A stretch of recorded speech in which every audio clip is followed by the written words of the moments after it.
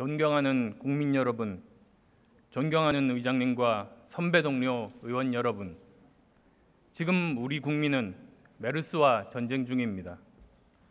메르스에 감염돼 사투를 벌이고 있는 환자, 그 환자를 살리기 위해 자신의 생명을 걸고 싸우고 있는 의료진, 생계의 위협을 느끼면서도 혹시라도 있을지 모를 바이러스 전파를 막기 위해 격리 생활을 하고 계신 국민들 모두 함께 전쟁 중입니다.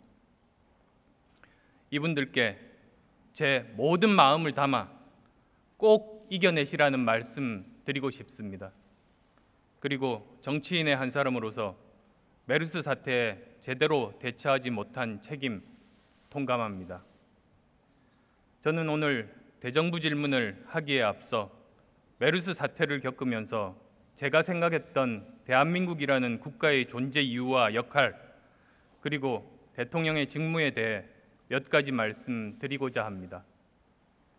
우리나라 헌법 제34조 2항에는 국가는 재해를 예방하고 그 위험으로부터 국민을 보호하기 위해 노력하여야 한다고 되어 있습니다. 국가의 가장 기본적인 존재 이유는 바로 국민의 생명과 안전을 지키는 것이라는 선언입니다. 국가의 존재 이유를 잘 알기에 우리 국민은 고된 노동과 빠듯한 살림살이에도 세금을 내고 있고 젊은이들은 최전선에서 병력의 의무를 다하고 있습니다. 확진 환자가 발생하고 온 국민이 메르스에 맞서 싸우기 시작한 지 벌써 34일째입니다. 국민의 한 사람으로서 하나의 아버지로서 저는 묻고 싶습니다. 지난 34일 동안 국가가 있었습니까? 사태를 장악하고 빠르게 대처해야 할 컨트롤 타워는 왜 없었습니까? 정부는 국민의 정보 공개 요구를 왜 거부했습니까? 메르스 사태에 대한 대응을 보면 정부는 지난해 세월호 참사에서 아무런 교훈도 얻지 못했습니다. 국민은 의무를 다하면 국가가 국민의 생명과 안전을 지켜줄 것이라고 믿었습니다. 그러나 세월호 참사와 메르스 사태를 겪으면서 국민의 국가에 대한 신뢰는 연이어서 무너지고 말았습니다. 박근혜 대통령 또한 마찬가지입니다. 대통령은 국가의 원수이며 행정부의 수반입니다.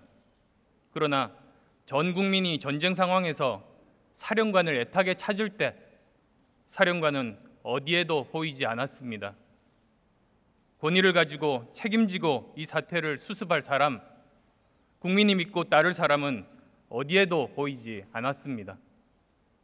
만약 정부의 초기 대응 실패와 정보를 공개하지 않은 이유가 국가 이미지나 경제에 미치는 영향 때문이었다면 그것은 있을 수 없는 일입니다. 이는 국가의 존재 이유를 망각한 행위입니다. 무능함을 넘어 철학이 없는 정부로밖에 볼 수 없습니다. 제대로 된 나라는 국민 한 사람의 생명을 위해 국가가 할 수 있는 모든 것을 하는 나라입니다. 그런 나라를 만들기 위해 국가와 대통령은 어떻게 해야 하는지를 돌아보면서 오늘 대정부 질문 시작하겠습니다.